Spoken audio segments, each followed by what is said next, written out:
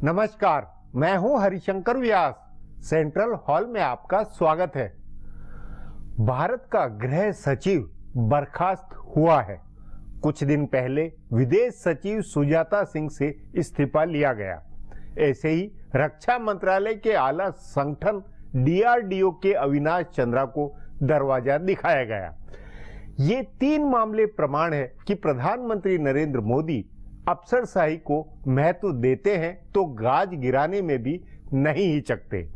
बतौर प्रधानमंत्री नरेंद्र मोदी ने पिछले 9 महीनों में चले आ रहे अफसरों को चलाया है, यथास्थितिवादी रुख अपनाया है। कैबिनेट सचिव अजीत सेठ से लेकर सुजाता सिंह, अनिल गोस्वामी सब मनमोहन सरकार से चले आ रहे चेहरे हैं। अफसर कोई हो, उनसे काम लेना आना चाहिए, यह नरेंद्र मोदी की थीसिस है। यह अप्रोच फलदायी रही या नहीं, इस पर लंबी चौड़ी बहस हो सकती है, लेकिन अनिल गोस्वामी, सुजाता सिंह और अविनाश चंद्रा तीनों की बर्खास्तगी ने यह जरूर बताया है कि फैसलों में नरेंद्र मोदी ढीले नहीं है। सुजाता सिंह को दलित व महिला के बावजूद हटाया गया तो वजह निकम्मापन था। अनिल गोस्वामी आरोपी मतंग सिंह की CBI में पैरवी के चलते निपटे।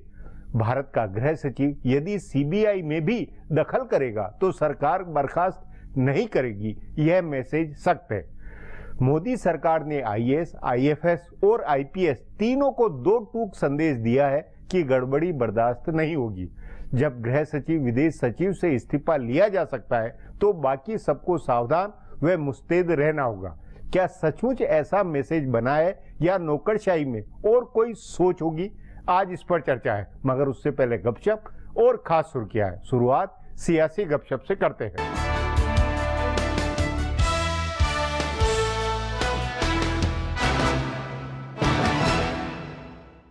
कांग्रेस पार्टी नए सहयोगियों की तलाश कर रही है। बिहार और उसके बाद अगले 2 साल में होने वाले 10 राज्यों के चुनाव के लिए कांग्रेस को क्षेत्रीय पार्टियों के साथ तालमेल की जरूरत महसूस हो रही है। हालांकि हर प्रदेश के नेता अकेले लड़ने का दबाव डाल रहे हैं, लेकिन कांग्रेस को लग रहा है कि भाजपा की बढ़ती ताकत का मुकाबला अकेले नहीं किया जा सकता है। तभी चर्चा है कि कांग्रेस ने उत्तर प्रदेश में तालमेल के लिए बहुजन समाज पार्टी से संपर्क किया है। कांग्रेस नेताओं का मानना है कि बसपा को भी सहयोगी की जरूरत है, क्योंकि सबसे तेजी से उसी के वोट टूट रहे हैं। बसपा के जानकार सूत्रों का कहना है कि कांग्रेस के आने से दलित मुस्लिम का पुख्ता वोट बैंक बनेगा। ऐसे ही बिहार में अगर जदयू राजद का विलय होता है तो कांग्रेस उससे तालमेल करेगी, लेकिन अगर विलय नहीं होता है तो कांग्रेस के ज्यादातर नेता जदयू के साथ जाना चाहते हैं। असम में कांग्रेस के नेता अपने पुराने सहयोगी को लौटाने की कोशिश में हैं। कहा जा रहा है कि चुनाव से पहले बोडोलैंड पीपल्स फ्रंट से बात होगी। साथ ही all India united democratic front के नेता बदरुद्दीन अजमल को भी पटाने की कोशिश चल रही है। कांग्रेस पश्चिम बंगाल में ममता बनर्जी की तृणमूल कांग्रेस और तमिलनाडु में DMK से तालमेल की कोशिश करेगी। ये दोनों भी कांग्रेस के पुराने सहयोगी हैं।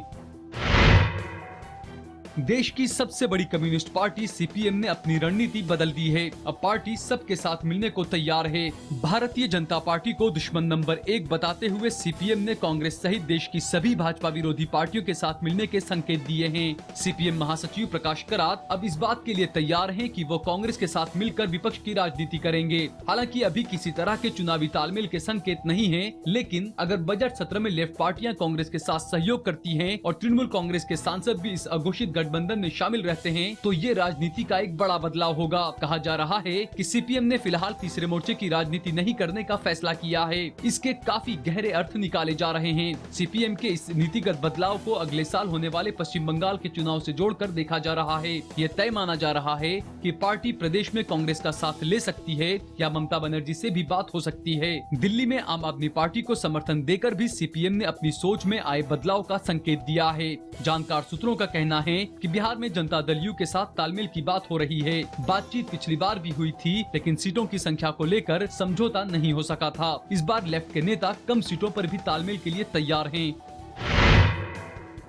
दिल्ली में भाजपा ने चुनाव से पहले पोजीशनिंग शुरू कर दी है। भाजपा के राष्ट्रीय अध्यक्ष अमित शाह और संसदीय कार्य मंत्री वेंकैया नायडू ने कहा कि ये चुनाव केंद्र सरकार के कामकाज पर जनमत संग्रह नहीं है। दोनों नेताओं ने ये भी कहा कि नरेंद्र मोदी दिल्ली का मुख्यमंत्री बनने नहीं जा रहे हैं और ये प्रधानमंत्री का चुनाव भी नहीं है। नायडू और शाह की इस पोजीशनिंग का आखिर क्या मतलब है? भाजपा के जानकार सूत्रों का कहना है कि पार्टी ने किरण बेदी को सीएम का दावेदार घोषित करके जो पोजीशनिंग की थी, ये उसी का विस्तार है। पार्टी ने दिल्ली में नरेंद्र मोदी के नाम पर चुनाव नहीं लड़ने का फैसला किया, तभी ये माना जाने लगा था कि दिल्ली जीतने को लेकर भाजपा नेता भरोसे में नहीं है। इसीलिए 4 राज्यों से उलट यहाँ अकेले मोदी के नाम पर लड़ने की बजाय बेदी का भी नाम जोड़ा गया, जिसकी ओर अरविंद केजरीवाल ने इशारा करके कहा कि बेदी को बलि का बकरा बनाने के लिए लाया गया है। सो पार्टी का स्टैंड उसी रणनीति का विस्तार है। ब्रांड मोदी को पूरी तरह से सुरक्षित रखने के लिहाज से उन्होंने बयान दिया, लेकिन जो बयान आमतौर पर चुनाव हारने के बाद दिया जाता है, वो मतदान से 3 दिन पहले दिया गया।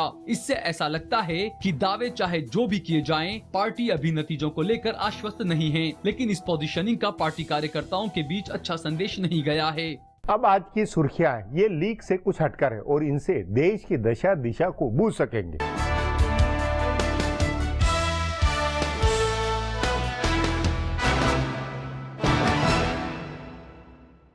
केंद्रीय शहरी विकास और संसदीय कार्य मंत्री वेंकैया नायडू के बाद अब बीजेपी के राष्ट्रीय अध्यक्ष अमित शाह ने भी कहा है कि दिल्ली में विधानसभा चुनाव केंद्र सरकार के कामकाज पर जनमत संग्रह नहीं है। उन्होंने दिल्ली में आम आदमी पार्टी को आगे बताने वाले चुनावी सर्वेक्षणों को खारिज करते हुए कहा कि दिल्ली में भारतीय जनता पार्टी बहुत बड़े बहुमत से सरकार बनाएगी और किरण बेदी मुख्यमंत्री होंगी। उन्होंने एक इंटरव्यू में कहा कि ये सही है कि ये चुनाव मुख्यमंत्री पद के लिए है और एक राज्य का चुनाव केंद्र सरकार के कामकाज पर जनमत संग्रह नहीं हो सकता है। अमित शाह ने कहा कि केंद्र सरकार के अच्छे कामकाज का असर चुनाव पर पड़ता है, लेकिन ऐसा नहीं है कि एक राज्य का चुनाव केंद्र पर जनमत संग्रह हो जाएगा। उन्होंने संसदीय कार्य मंत्री वेंकैया नायडू के बयान का बचाव करते हुए कहा कि उनका सिर्फ इतना कहना था कि दिल्ली का चुनाव मुख्यमंत्री चुनने के लिए होता है। वेंकैया नायडू ने भी अपने बयान पर सफाई देते हुए कहा कि उनके बयान को तोड़ मरोड़ कर पेश किया गया। बिहार के मुख्यमंत्री जीतन राम मांझी पर पद छोड़ने का दबाव पड़ गया है। पूर्व मुख्यमंत्री नीतीश कुमार के फिर से कुर्सी संभालने की चर्चा के बीच कहा जा रहा है कि जनता दल यू के राष्ट्रीय अध्यक्ष शरद यादव ने मांझी से कहा है कि वो कुर्सी छोड़कर नीतीश के लिए मुख्यमंत्री बनने का रास्ता बनाए। मांझी ने कल रात पटना में शरद यादव से लंबी मुलाकात की थी। हालांकि मांझी दिन में हुई पार्टी की बैठक में नहीं गए थे, लेकिन वो रात में शरद यादव से मिलने उनके होटल में गए, जहाँ दोनों के बीच करीब 1.5 घंटे तक बातचीत हुई है। इस दौरान बताया जा रहा है कि शरद यादव ने मांझी से पद छोड़ने के लिए कहा है। ये भी बताया जा रहा है कि समाजवादी पार्टी के मुखिया मुलायम सिंह यादव ने भी फोन करके नीतीश कुमार से कहा है कि वो फिर से मुख्यमंत्री का पद संभाले, ताकि साल के अंत में होने वाले बिहार विधानसभा चुनाव से पहले बीजेपी के खिलाफ जनता परिवार को मजबूत बनाया जाए। राजद प्रमुख लालू यादव ने भी कहा है कि अगर मुख्यमंत्री बदलता है तो इससे विलय की प्रक्रिया बाधित नहीं होगी। उन्होंने ये भी कहा कि वो जनता दल यू का समर्थन कर रहे हैं, किसी व्यक्ति विशेष का नहीं। वरिष्ठ आईएएस अधिकारी एलसी गोयल ने आज केंद्रीय गृह सचिव की जिम्मेदारियां संभाल ली हैं। उन्होंने 1978 बैच के आईएएस अधिकारी अनिल गोस्वामी की जगह ली है। गोस्वामी को शारदा चिटफंड मामले के आरोपी पूर्व केंद्रीय मंत्री मतन सिंह को गिरफ्तार होने से रोकने के आरोप में पद से हटाया गया। गोयल 1979 बैच के केरल कैडर के आईएएस अधिकारी हैं और अभी तक वो केंद्र सरकार के ग्रामीण विकास सचिव के पद पर थे। उनका कार्यकाल 2 साल का होगा। गोयल ने कार्यभार संभालने के तुरंत बाद केंद्रीय गृह मंत्री राजनाथ सिंह से मुलाकात की। उसके बाद उन्होंने कहा कि वो इस बड़ी जिम्मेदारी के बाद अपने को बहुत विनम्र महसूस कर रहे हैं और पूरी ईमानदारी, मेहनत और प्रतिबद्धता और जवाबदेही से अपनी जिम्मेदारी को निभाएंगे। 7 फरवरी को होने वाले विधानसभा चुनाव के लिए आज शाम दिल्ली में चुनाव प्रचार बंद हो गया। पिछले 2 हफ्ते से दिल्ली में चल रहे जबरदस्त चुनाव प्रचार का आज आखिरी दिन था। आखिरी दिन सभी पार्टियों के नेताओं ने पूरा जोर लगाया। हालांकि कांग्रेस और बीजेपी के राष्ट्रीय नेता आज प्रचार से दूर रहे, लेकिन आम आदमी पार्टी के नेता अरविंद केजरीवाल, बीजेपी की मुख्यमंत्री पद की दावेदार किरण बेदी और कांग्रेस के चुनाव अभियान समिति के प्रमुख अजय माकन ने कई इलाकों में चुनावी सभाएं और रोड शो किए। दिल्ली की 70 विधानसभा सीटों पर 7 फरवरी को मतदान होगा और 10 फरवरी को वोटों की गिनती होगी। इससे पहले दिसंबर 2013 में विधानसभा चुनाव हुए थे, जिसमें किसी को बहुमत नहीं मिला था। दिल्ली में बीजेपी की मुख्यमंत्री पद की दावेदार किरण बेदी ने दिल्ली में चुनाव प्रचार के आखिरी दिन आज अपने मुख्य प्रतिद्वंदी अरविंद केजरीवाल पर जोरदार हमला बोला।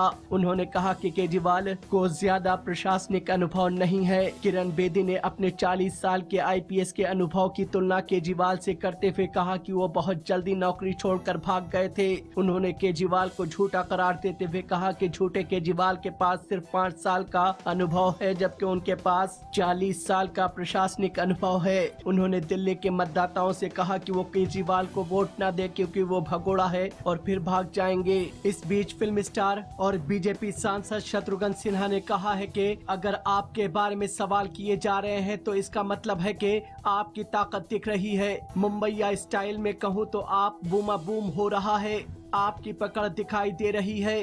फिलहाल अब एक ब्रेक है, फिर खुलासा होगा।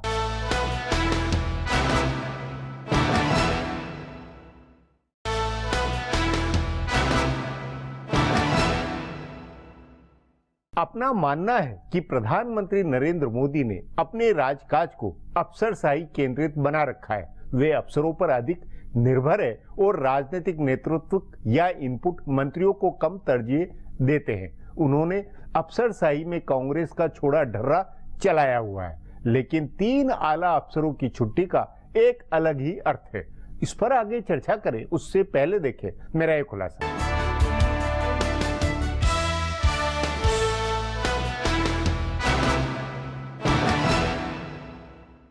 प्रधानमंत्री नरेंद्र मोदी देश की शीर्ष नौकरशाही पर बहुत भरोसा करते हैं, तभी उन्होंने सरकार बनने के बाद अब तक कम से कम 2 बार सभी सचिवों के साथ बैठक की है। उनसे मंत्रालयों के कामकाज की फीडबैक ली। इससे मंत्रियों के बीच ये संदेश गया कि प्रधानमंत्री सीधे उनके मंत्रालय के कामकाज में दखल रखते हैं। कई बार ऐसा हुआ कि किसी मंत्रालय से जुड़े मामलों में मंत्रियों से ज्यादा तैयारी प्रधानमंत्री की होती है। ये नौकरशाही की फीडबैक से संभव है, लेकिन इस भरोसे के बावजूद प्रधानमंत्री ने शीर्ष नौकरशाही को उच्च श्रृंखल नहीं होने दिया। उनकी मनमानी रोकने के कई उपाय किए। सरकारी दफ्तरों में समय पर हाजिरी सुनिश्चित करने के उपाय किए गए तो कुछ दिन पहले खबर आई कि कई आला अधिकारी की गोल्फ क्लब की सदस्यता रद्द कराई गई है। अधिकारियों को छुट्टी के दिन भी काम पर आना पड़ा। इसी कड़ी में 3 शीर्ष अधिकारियों को बाहर का रास्ता दिखाया जाना एक अहम मुकाम है। ये संयोग है कि देश के शीर्ष 5 मंत्रालयों के सचिवों में से 3 को समय पूरा होने से पहले हटाया गया। वित्त सचिव अरविंद मायाराम, विदेश सचिव सुजाता सिंह और गृह सचिव अनिल गोस्वामी को कार्यकाल पूरा होने से पहले अलग अलग कारणों से हटाया गया।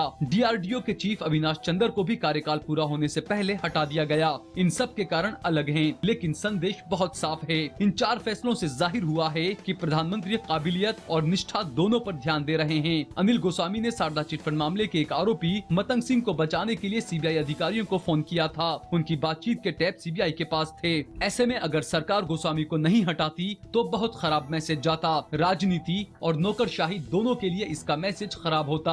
भाजपा ने पश्चिम बंगाल के इस घोटाले को बड़ा राजनीतिक मुद्दा बनाया है और अगर उसका एक आला अधिकारी किसी आरोपी को बचाते हुए पाया जाए तो भाजपा का एजेंडा पंक्चर होता। दूसरा, कार्रवाई नहीं होने पर आला नौकरशाहों का दूसरे विभागों के कामों में दखल बढ़ जाता। साथ ही सरकार पर आरोप लगता कि उसने भ्रष्टाचार में फंसे व्यक्ति की मदद करने वाले अधिकारी को बचाया। गोस्वामी को हटाने के फैसले से सरकार का इकबाल बुलंद हुआ है। ये मैसेज गया कि नरेंद्र मोदी सख्त कार्रवाई करने से हिचकेंगे नहीं। अरविंद मायाराम, सुजाता सिंह और अविनाश चंद्र का मामला अलग है। ये अधिकारी प्रधानमंत्री के कामकाज की रफ्तार से या उनकी नीतियों के मुताबिक काम करने में सक्षम नहीं हो पा रहे थे, इसीलिए उन्हें बाहर का रास्ता दिखा दिया गया। असल में प्रधानमंत्री के पास बहुत समय नहीं है। उनकी सरकार के 8 महीने गुजर गए हैं और लोग नतीजों की उम्मीद कर रहे हैं। अगर नौकरशाही सक्रिय नहीं होगी और मोदी के विजन को अमली जामा नहीं पहनाएगी तो मुश्किल होगी। इसीलिए मोदी ने अपनी कसौटी पर खरा नहीं उतरने वाले अधिकारियों को हटाया। जाहिर है कि मोदी की कसौटी बहुत सख्त है। अधिकारियों को बहुत संभल कर और नतीजे देने वाले अंदाज में काम करना होगा, नहीं तो मोदी इस बात का ख्याल नहीं करने वाले हैं कि सचिव का कार्यकाल तय है और उससे पहले उसे नहीं हटाने की परंपरा है। हटाए गए तीनों सचिव 2 साल के तय कार्यकाल वाले थे। अब एक ब्रेक है, उसके बाद गृह सचिव अनिल गोस्वामी की बर्खास्तगी पर चर्चा करेंगे।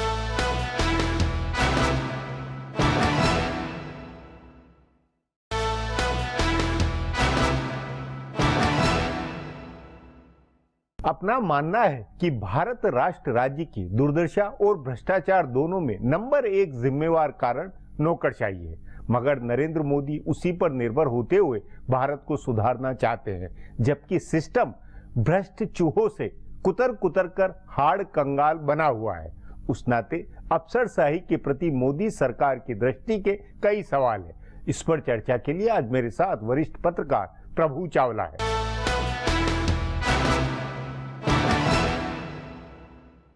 प्रभु जी, गृह सचिव अनिल गोस्वामी और इससे पहले विदेश सचिव सुजाता सिंह को जिस तरह दरवाजा दिखाया गया, उसका क्या मैसेज ब्यूरोक्रेसी में या राजकाज गवर्नेंस के मामले में निकल के आता है? व्यास जी, आपको याद होगा मैंने कुछ महीने पहले आपसे कहा था कि मोदी सरकार भी पूरी तरह से बनी नहीं है जी। तो मेरा मतलब यही था कि एक तो कैबिनेट में मंत्री उनकी मर्जी के वो नहीं है जो चाहते हैं। धीरे धीरे मनोहर पारिकर उसके बाद आए, जा करके सुरेश प्रभु उसके बाद आए। तो ब्यूरोक्रेसी के अंदर की उनका हमेशा मोदी साहब ब्यूरोक्रेसी के थ्रू सरकार चलाते हैं। गुजरात में भी चलाते रहो, यहाँ भी जाओ, और ऐसे आदमी को लेके आते हैं जिनका अपना पॉलिटिकल महत्वाकांक्षाएं ना हो, एम्बिशन नहीं हो। जैसे सुरेश प्रभु को कुछ बनना नहीं है, मनोहर पारिकर को कुछ बनना नहीं है। तो ब्यूरोक्रेसी में भी ऐसे लोगों को लेकर के आते हैं जिनकी दिल्ली के पार्टी सर्कल में कोई पहुंच नहीं हो और जो किसी को जानते नहीं हो। उनका सिर्फ एक ही डेस्टिनेशन हो कि जैसे 7 रेस कोर्स जो कहेगा या जो साउथ ब्लॉक कहेगा वही करेंगे। तो धीरे धीरे वो एक किस्म से जैसा भी उनको मौका मिलता है तो ऐसे व्यक्ति को निकाल देते हैं, ऐसे महिला को निकाल देते हैं जिसका प्रयोग वो नहीं करना चाहते, जिसके ऊपर वो विश्वास पूरा नहीं करते, और जो पिछली गवर्नमेंट के रिप्रेजेंटेटिव माने जाते हैं, जिनके पॉलिटिकल कनेक्शन पीछे रहे हैं, जिनको योग्यता के आधार पर वो पोस्ट नहीं मिली है बल्कि कोई पॉलिटिकल कारणों से मिली है। नहीं तो इसका मतलब क्या ये निकालें कि अनिल गोस्वामी को इसलिए हटाया गया क्योंकि उन्हें हटाना था, या सचमुच में सीबीआई के मतंग सिंह के मामले को एक मैच बहाना था, या सचमुच में एक वो इसके जरिए सख्त मैसेज, क्या इसका मैसेज क्या निकल के जाता है? जी, मैंने पहले कहा वो मौका ढूंढते रहते, मतलब इसके मौका ढूंढ रहे थे अनिल गोस्वामी को हटाने का। पर एक गृह सचिव के नाते अगर 9 महीने आप उनका प्रयोग करें, उसी पे आराम दे देते। जैसे सबसे पहले जब से पहला सेक्रेटरी जो कोई मिला था उनको मोदी की अपनी स्वेरिंग से पहले सबसे पहले अनिल गोस्वामी मिले थे। उनको किसने मिला, क्यों मिला, 4-5 महीने उनके साथ उन्होंने अच्छा काम किया।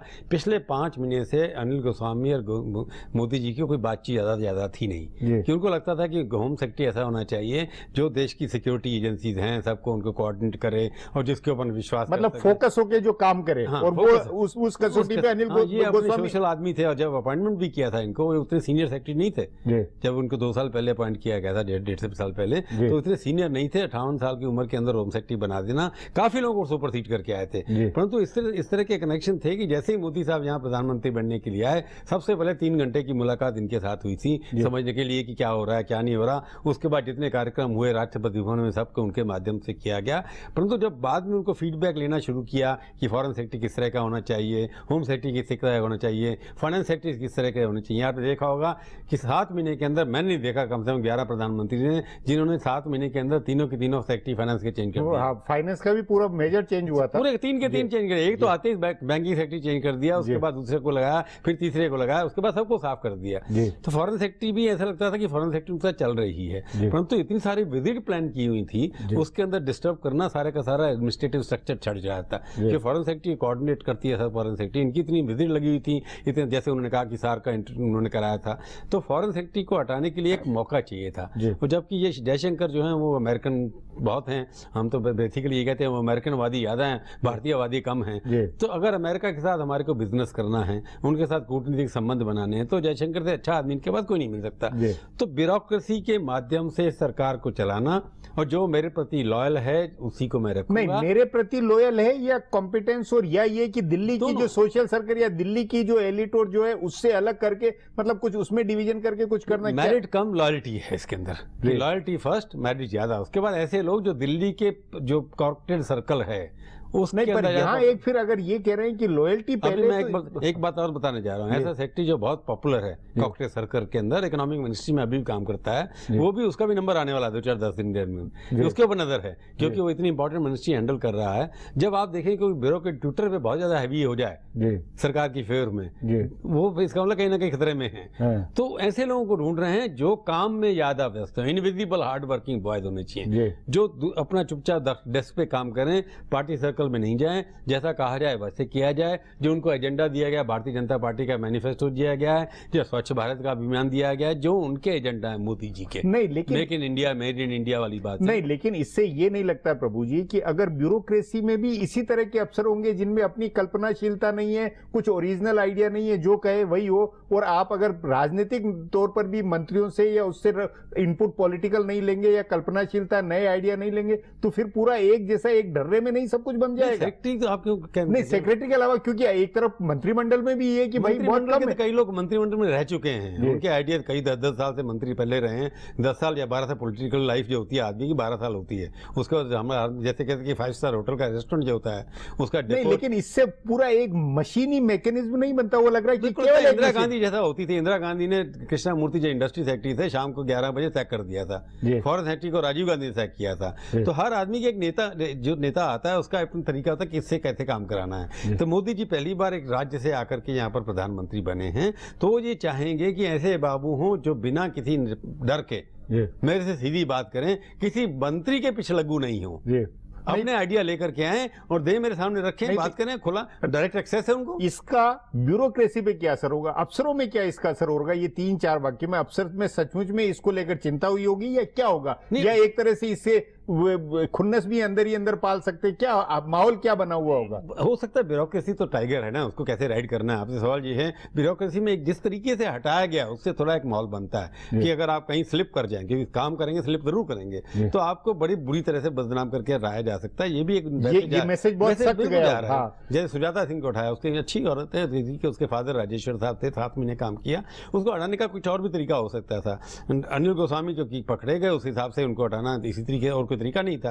उससे पहले आपने डायरेक्टर को दिया, जैसे DRDO को हटाया। नहीं, लेकिन एक इसमें ये कि CBI के डायरेक्टर जो पूर्व रणजीत सिन्हा थे, उनको लेकर बहुत भारी कंट्रोवर्सी हुई, उनको किसी आधार पे इस तरह नहीं हटाया गया। नहीं हटाया क्या, वो तो पूरी पहली सरकार थी ना, वो तो जब तक ये आए तब तक इनकी टर्म खत्म होने आती, फिर कोर्ट में केस चलने शुरू हो गए, तो उनको हटाना मुश्किल हो सकता था। उनको चुपचाप बाहर कर दिया, उनकी 2 साल की टेन्योर है उसके अंदर। नहीं तो 2 साल की टेन्योर तो एक तरह से दोनों की थी। CBC अपॉइंट करता है, उसमें प्रोसीजर बड़ा, हटाने का प्रोसीजर CBI के डायरेक्टर को आप अपॉइंट कर सकते हैं अपनी मर्जी से, अब वो हटा नहीं सकते। हटाने का बहुत मुश्किल प्रोसीजर, इसलिए उनको हटाना मुश्किल। लेकिन कुल मिलाकर डर पैदा हुआ है, डर पैदा हुआ है। और दूसरा ये कि हर ब्यूरोक्रेट पर इससे चुस्ती आएगी सरकार में, या बिल्कुल डर के ही काम करके चुस्ती नहीं रहेगी, जैसे तैसे नौकरी बजानी बस? नहीं, इसमें ऐसे लोग आगे आएंगे जिनको काम करना है, जिनको पिछलग्गू बनकर के प्रोपेगेंडा करके चमचागिरी करके, सॉरी वर्ड यूज कर रहा हूं, उनका इस सरकार में अब कोई रोल नहीं है। जी प्रभु जी, बातचीत को यहीं समाप्त करेंगे। प्रोग्राम में आने के लिए बहुत बहुत धन्यवाद। बहुत बहुत धन्यवाद सर। हमारा प्रोग्राम अब यहीं खत्म होता है, मुझे इजाजत दीजिए, कल फिर मिलेंगे इसी चैनल पर इसी समय।